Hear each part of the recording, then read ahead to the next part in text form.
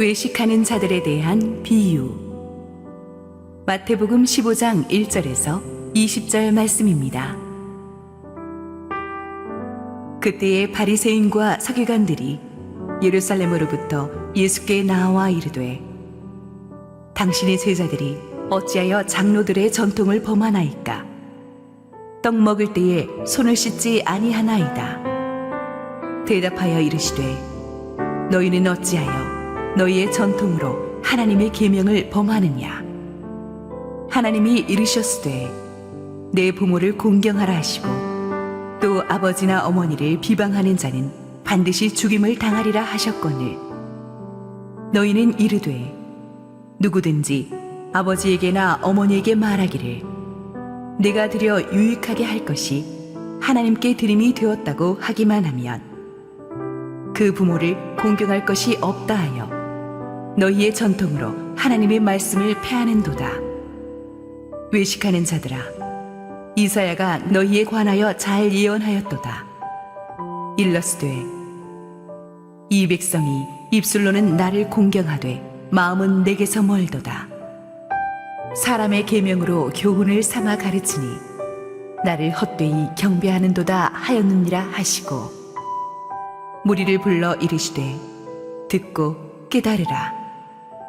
입으로 들어가는 것이 사람을 더럽게 하는 것이 아니라 입에서 나오는 그것이 사람을 더럽게 하는 것이니라. 이에 제자들이 나와 이르되, 바리새인들이 이 말씀을 듣고 걸림이 된 줄 아시나이까? 예수께서 대답하여 이르시되, 심은 것마다 내 하늘 아버지께서 심으시지 않은 것은 뽑힐 것이니 그냥 두라. 그들은 맹인이 되어 맹인을 인도하는 자로다.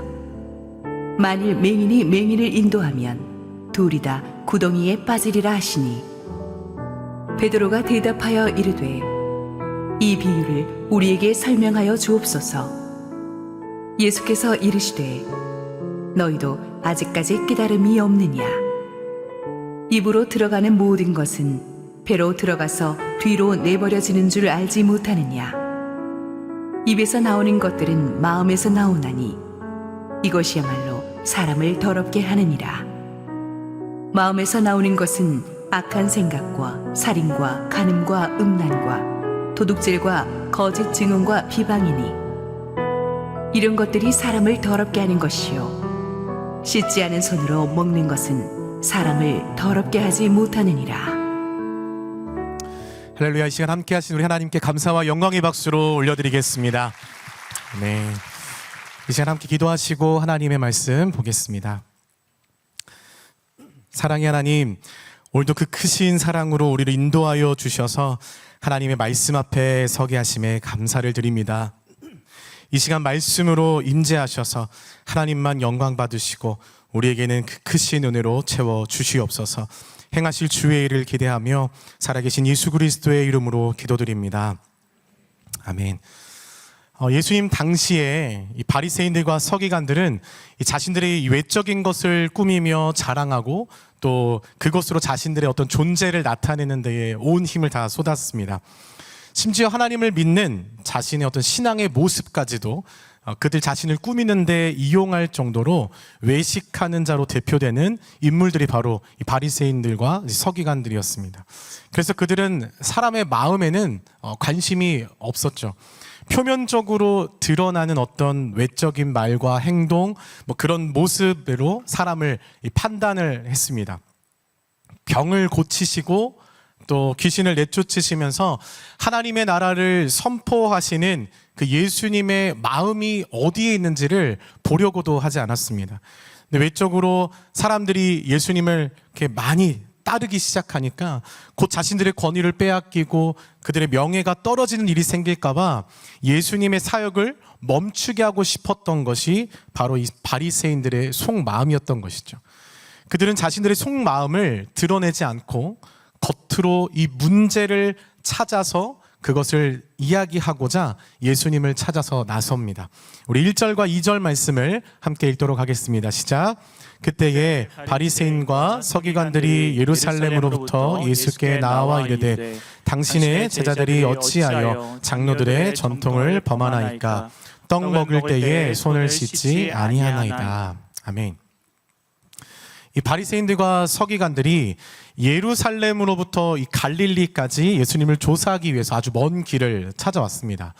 이 예루살렘에서 이 조사단을 파견할 정도로 예수님의 어떤 말과 행동, 듣기는 했는데 직접 보지는 못했으니까 어떠한지 직접 보고 문제를 찾아서 자신들의 의견을 제시하고자 왔던 것이죠. 그들이 찾은 문제는 제자들이 떡을 먹을 때에 손을 씻지 않았다라는 것입니다. 여기서 제자들이 떡을 먹을 때에 손을 씻지 아니하다이다 라고 말하는 것은 이 정결법을 제자들이 지키지 않았다라는 어떤 이 한 가지만으로만 지적하기 위함은 아니었습니다. 제자들의 스승인, 이것을 보고도 아무 말을 하지 않고 있는 예수 당신도 이 정결법을 지키지 않은 것이다 라는 문제를 동시에 제기하는 것입니다. 사실 먼지도 굉장히 많은 지역적인 특징이 있고요.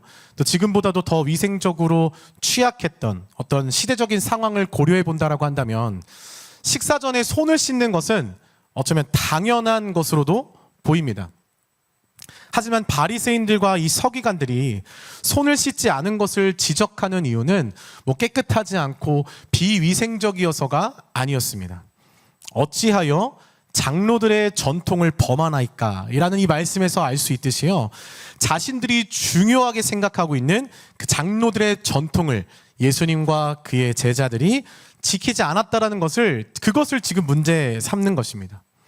장로들의 전통에 속한 그 정결 규례를 어겼다라는 것이죠.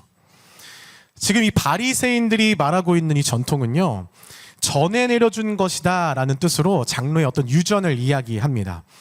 예수님 당시에 유대인들은 이 장로들의 전통을 성경과, 그러니까 그 당시의 율법, 토라와 동등한 권위를 가진 것으로도 보았습니다.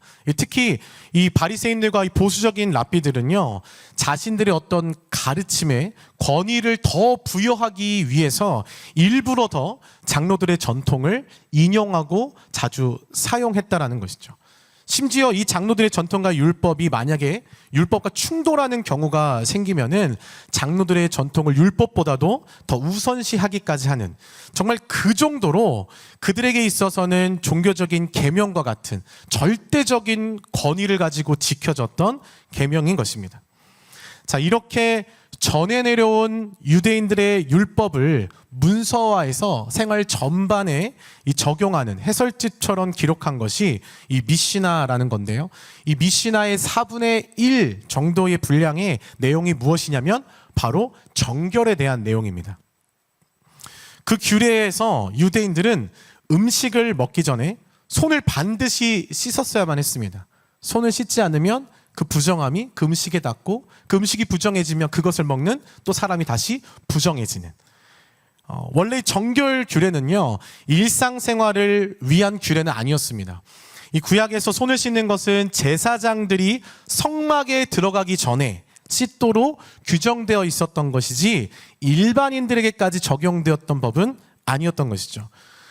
사실 물론 그들에게도 나름대로의 이유는 있었습니다. 이 포로기 이후에 이제 신앙을 막 지켜나가야 하는데 이방 문화가 막 들어오기 시작하면서 유대인들이 자신들의 어떤 신앙의 어떤 순수성을 지키기 위해서 이 정결법, 특히나 장로들의 전통, 이 철저히 이러한 것들을 신앙을 지켜가기 시작한 겁니다. 그러다 보니까 이 경건한 유대인들은 자신을 부정하지 않게 만들기 위해서 정결의식을 더욱더 철저히 지키기 시작하고 그것이 어쩌면 강박까지도 이르게 된 것이죠. 이러한 노력은 당연한 것으로 여겨졌고요, 오히려 그렇지 못하면 문제가 있는 사람으로 취급을 받았던 겁니다.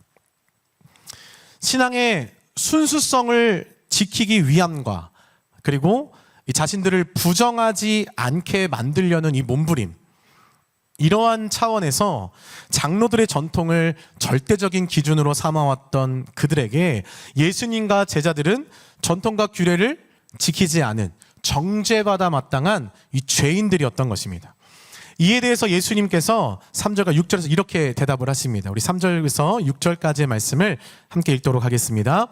대답하여 이르시되 너희는 어찌하여 너희의 전통으로 하나님의 계명을 범하느냐. 하나님이 이르셨으되 내 부모를 공경하라 하시고 또 아버지나 어머니를 비방하는 자는 반드시 죽임을 당하리라 하셨거늘 너희는 이르되 누구든지 아버지에게나 어머니에게 말하기를 내가 드려 유익하게 할 것이 하나님께 드림이 되었다고 하기만 하면 그 부모를 공경할 것이 없다 하여 너희의 전통으로 하나님의 말씀을 폐하는도다. 지금 예수님께서는요, 손을 씻지 않은 그 문제에 대해서 대답하지 않으십니다. 그들이 내세운 장로들의 전통에 대해서 오히려 말씀을 하시죠. 예수님의 답변은 이렇습니다. 왜 너희의 전통 때문에 하나님의 계명을 어기느냐? 이것이 예수님의 대답이었습니다. 바리새인들과 서기관들은 지금 장로의 전통에 충실했죠. 그런데 그들의 문제는 그 전통만 잘 지키면 문제가 없을 것 같은데 그 전통으로 하나님의 계명을 범하고 있었다라는 겁니다. 손을 안 씻었다, 지금 부정하다, 전통을 지키지 않았다, 지금 이런 이야기를 하고 있는 그들이 정작 그 전통을 앞세워서 하나님의 계명을 범하고 있었다라는 사실입니다. 예수님께서는 4절 말씀부터 한 실례를 들어서 그들의 잘못을 드러내시는데요. 부모를 공경하라는 이 계명은 잘 아시는 것처럼 10계명의 중요한 계명입니다. 이 토라에 기록된 것이죠.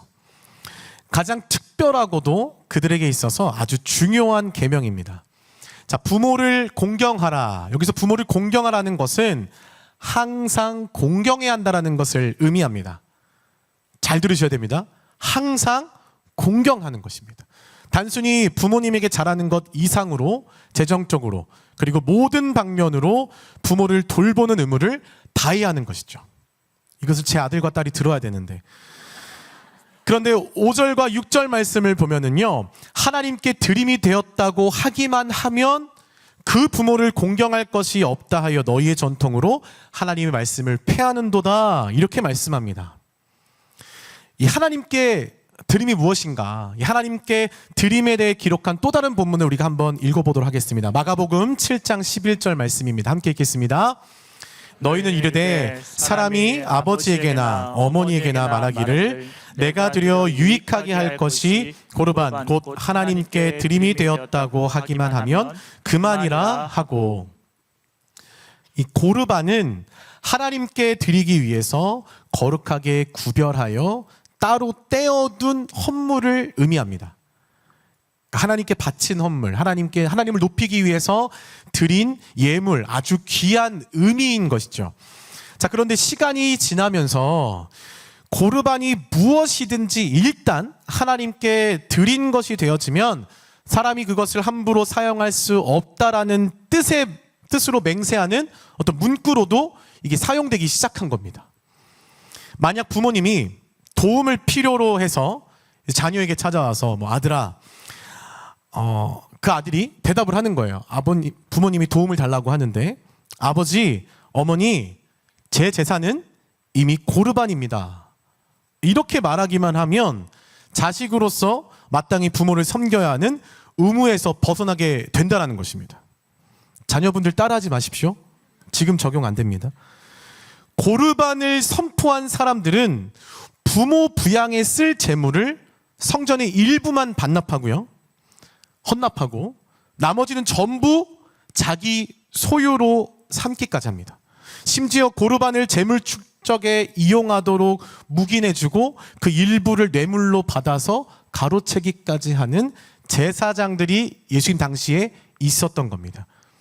부모를 공경하지 않아도, 부모가 마땅히 받아야 할 것을 드리지 않아도 문제가 되지 않는다, 문제가 없다라고 가르쳤던 것이죠. 바리새인들은 하나님께서 명령하신 이 부모 공경에 대한 계명을 지키지도 않으면서 입술로는 하나님을 공경한다, 부모님을 공경한다라고 말하는 위선을 행하는 자들, 바로 그들을 향해서 외식하는 자들아 라고 말씀한 것입니다. 이러한 외식하는 그들의 모습을 예수님께서 책망하십니다. 우리 7절에서 9절까지의 말씀을 함께 읽겠습니다. 외식하는 자들아, 이사야가 너희에게 관하여 잘 예언하였도다. 일러스되 이 백성이 입술로는 나를 공경하되 마음은 내게서 멀도다.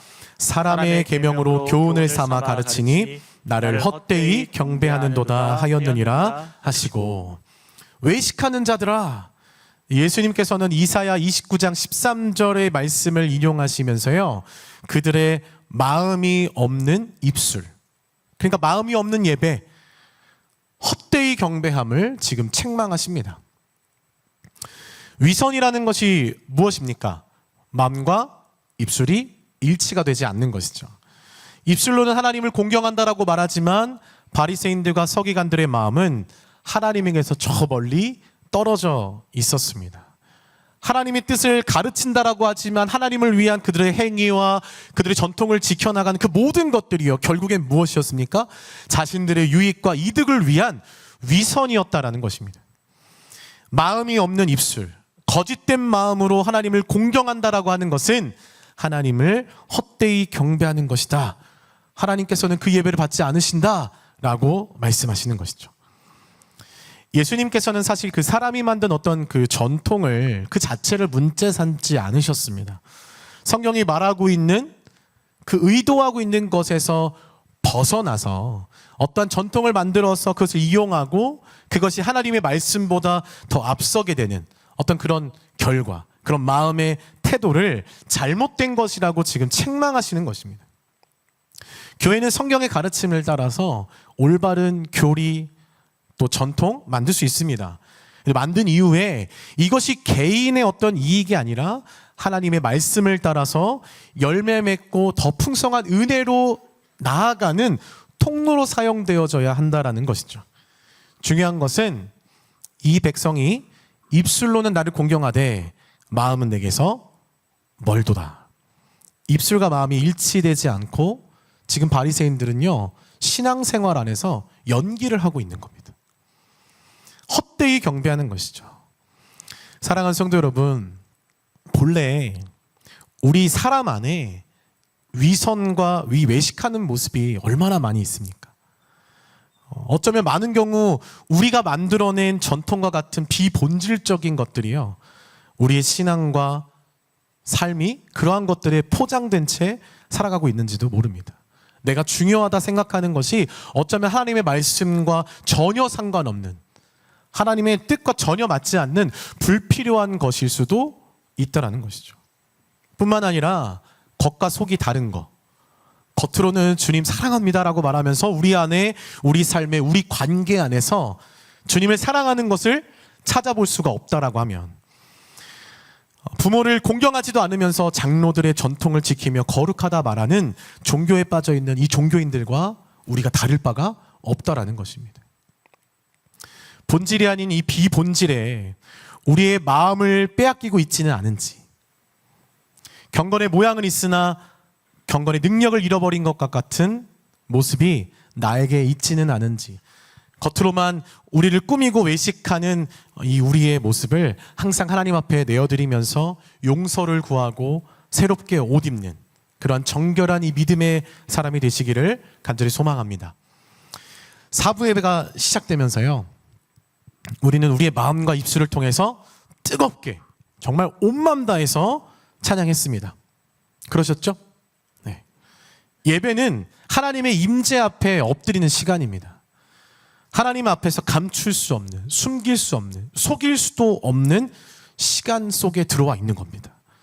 온전한 예배라고 하는 것은요, 100% 실수함 없이 완벽한 믿음을 드리면서 조금도 오차도 없는 감사와 기쁨을 올려드리는 것이 아닙니다. 그렇게 할 수 있는 사람이 없습니다.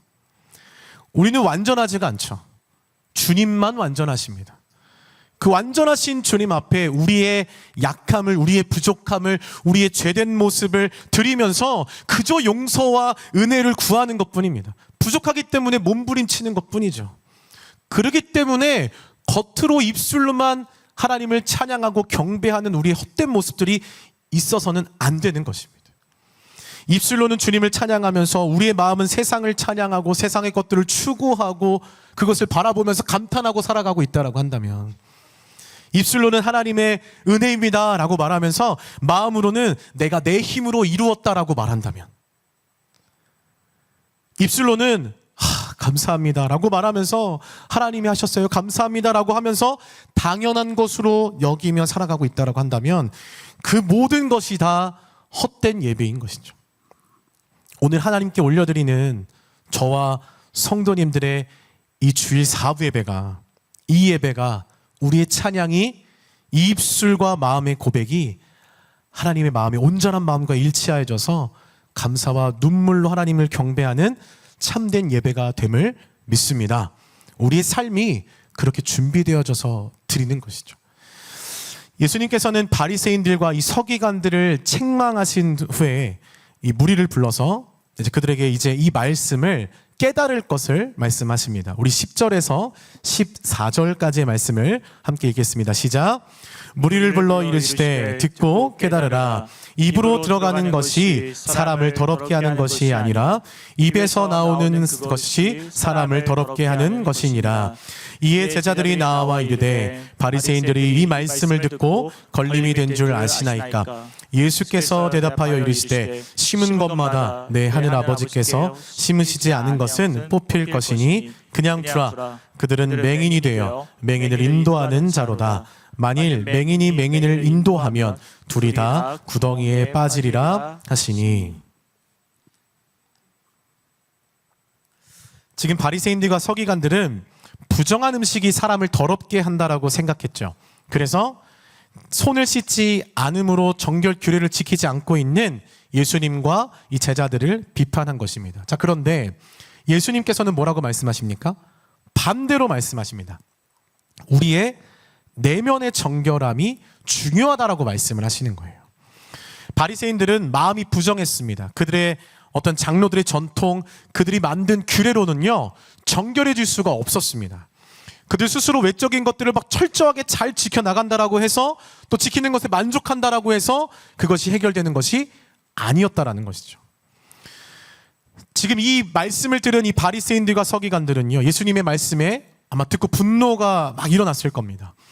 왜냐하면 당시 정치적으로나 어떤 종교적으로나 가장 영향력 있었던, 누구보다도 이 주변 사람들을 의식하고 인정받고 존경받기를 좋아했던 유대인들의, 그들의 선생이라 자부하는 그들에게 이 공개적으로 예수님께서 꾸짖는 일이 있었으니 바리새인들은 아마 참을 수 없는 수치를 당한 것과 마찬가지일 것입니다. 게다가 그들이 중요하게 생각하는 어떤 정결 규례를 어기고 또 자신들이 자랑스러워하면서 지키고 있었던 장로의 전통이 틀렸다라고 말하고, 전통을 가치 있게 여기는 그들에게는 어쩌면 하루하루를 거의 강박증처럼 어떻게 해서든 철저하게 지키려고, 한순간도 안 놓치려고 지켜왔던 그 전통을 틀렸다라고 말하는 거에 너무나도 불쾌하고 견딜 수 없는 일이었을 겁니다. 자, 예수님께서는요, 제자들의 물음에 대해 심은 것마다 내 하늘 아버지께서 심으시지 않은 것은 뽑힐 것이라고 말씀합니다. 하나님으로부터 나지 않은 길을 인도하는 외식하는 지도자들을 하나님께서는 심으신 적이 없다라고 단호하게 말씀하시는 것이죠. 동시에 뭐라고 말씀하십니까? 예수님께서는 바리새인들과 서기관들을 맹인이라고 말씀합니다.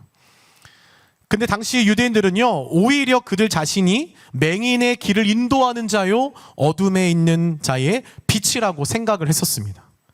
자, 그러나 그들이야말로 영적인 맹인이었던 것입니다. 하나님의 말씀이 아닌 장로들의 전통을 의지하고 가르치는 자들과 이러한 가르침을 따르는 자들은 모두가 어떻게 됩니까?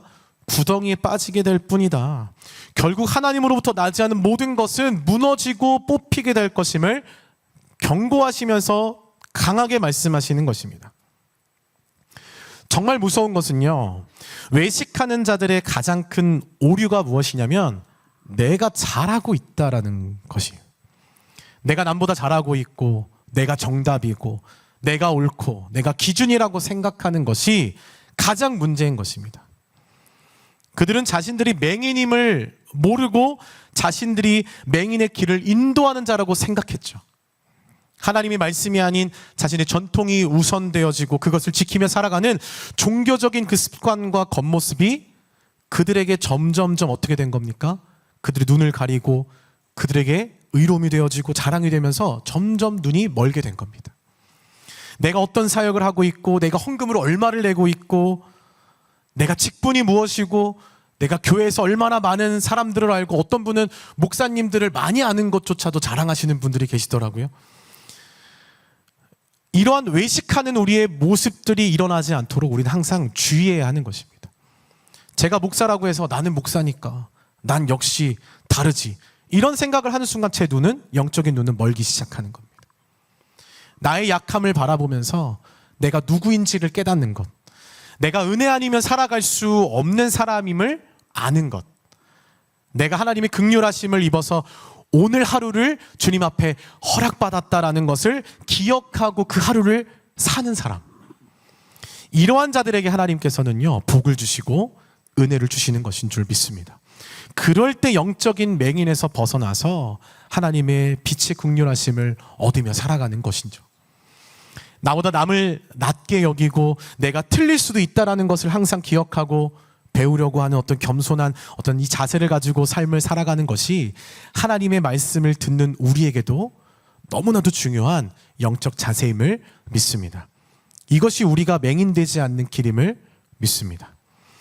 이 말씀을 들은 베드로가요, 이 비유에 대한 설명을 요청하면서 예수님께서 이제 이 비유에 대한 의미를 말씀해 주십니다. 우리 15절에서 20절까지의 말씀을 읽겠습니다. 베드로가 대답하여 이르되 이 비유를 우리에게 설명하여 주옵소서. 예수께서 이르시되 너희도 아직까지 깨달음이 없느냐? 입으로 들어가는 모든 것은 배로 들어가서 뒤로 내버려지는 줄 알지 못하느냐? 입에서 나오는 것들은 마음에서 나오나니 이것이야말로 사람을 더럽게 하느니라.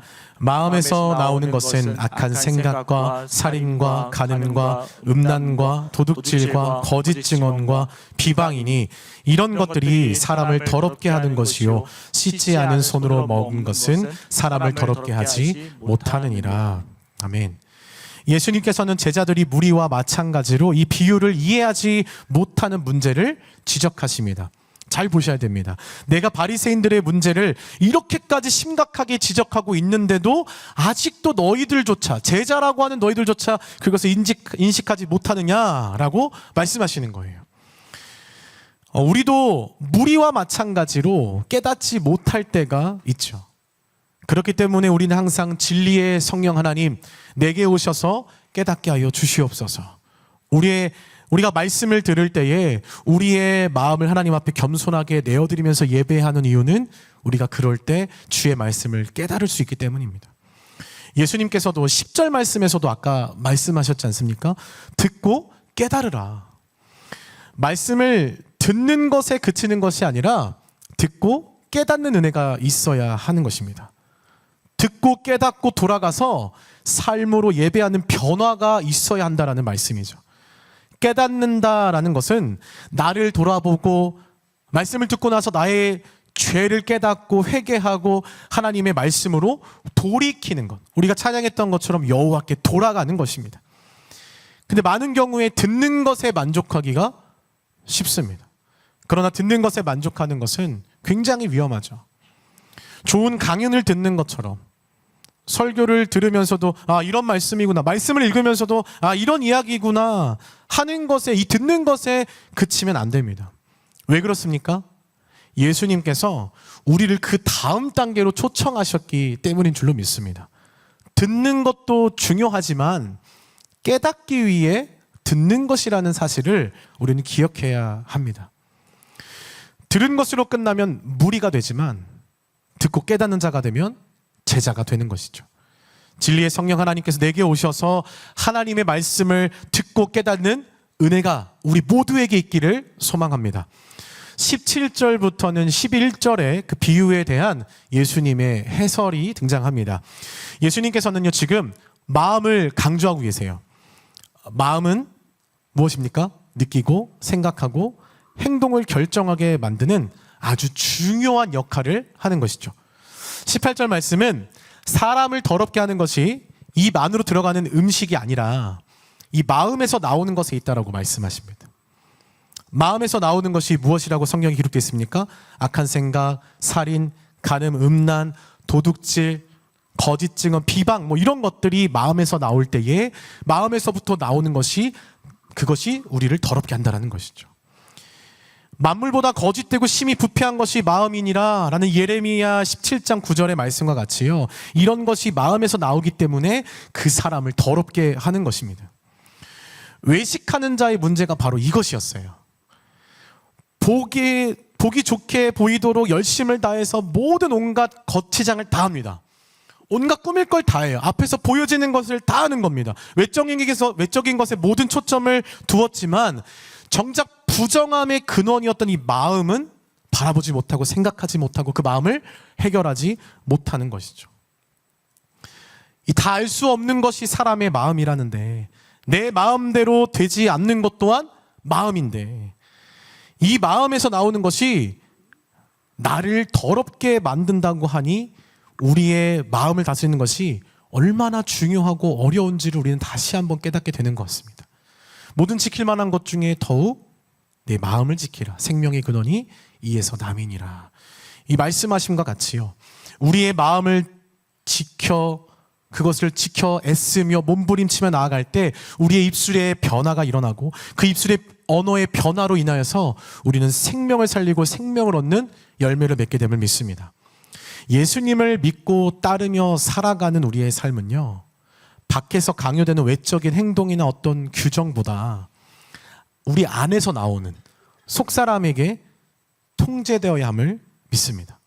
우리의 겉옷을 신경 쓰기 이전에 우리의 속마음을 가꾸는 그리스도인이 되어야 하는 것이죠. 이번 한 주 동안 말씀을 준비하면서 제가 자꾸 저의 겉모습을 자꾸 신경 쓰려고 하더라고요. 그래서 자꾸 제 마음을 막 들여다보려고 몸부림 정말 열심히 쳤습니다. 우리는 우리의 겉모습이 아니라 우리의 마음이 어떠한지를 늘 살피고 주님의 마음을 달라고 끊임없이 간구해야 함을 믿습니다. 잠언 21장 2절 말씀에 보면은요, 사람의 행위가 자기 보기에는 모두 정직하여도 여호와는 마음을 감찰하시느니라. 하나님께서는 우리의 마음을 감찰하십니다.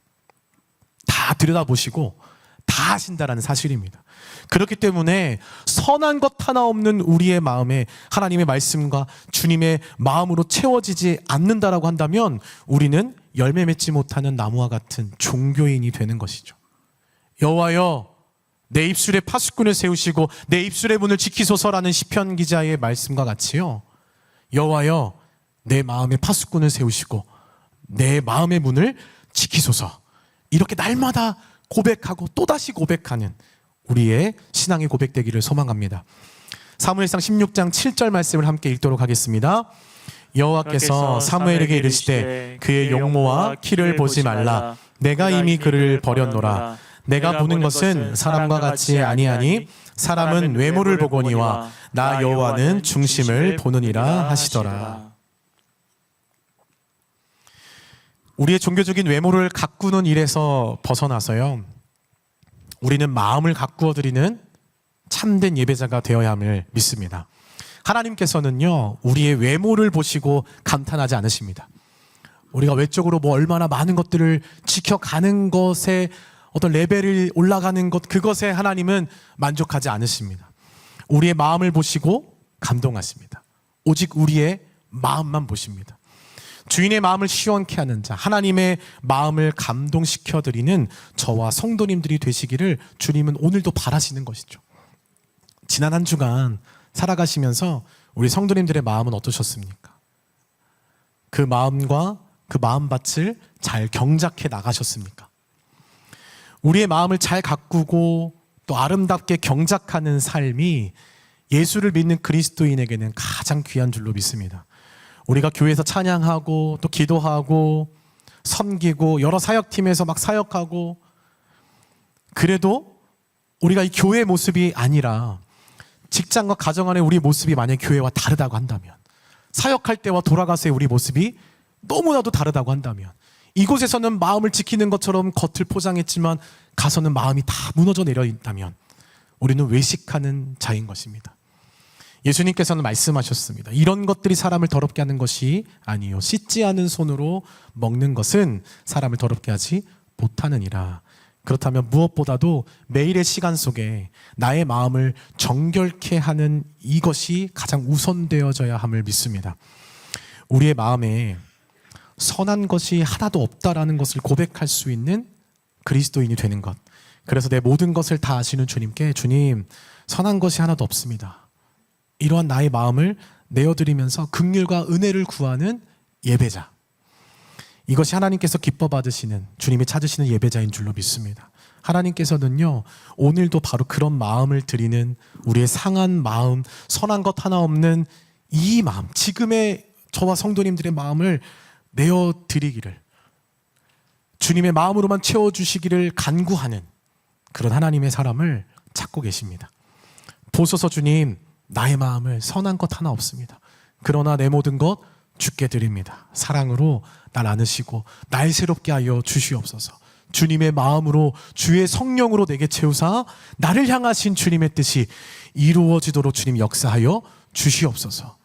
이 찬양을 우리가 다시 고백하게 될 때요, 십자가 앞에서 우리의 종교적인 모든 외식하는 모습들은 벗겨지고 외식하는 마음들이 깨어지게 되기를 주님의 이름으로 간절히 축원합니다. 그래서 선한 것 하나 없는 우리의 마음 안에 오직 주님의 마음만이 가득 채워지는 저와 우리 성도님들의 이 시간 예배되기를 다시 한번 주님의 이름으로 간절히 축원합니다. 함께 기도하겠습니다. 우리의 마음을 보시는 하나님, 외식하는 우리의 모습이 말씀으로 깨어지고 온전한 마음과 중심으로 하나님의 기쁨이 되어지는 주님의 자녀가 되기를 원합니다. 더욱 진실한 마음으로 예배하며 삶 가운데 말씀을 지켜나가 승리하는 우리가 될 수 있도록 성령 하나님 함께 하시고 도와주옵소서. 감사드리며 예수 그리스도의 이름으로 기도드립니다. 아멘.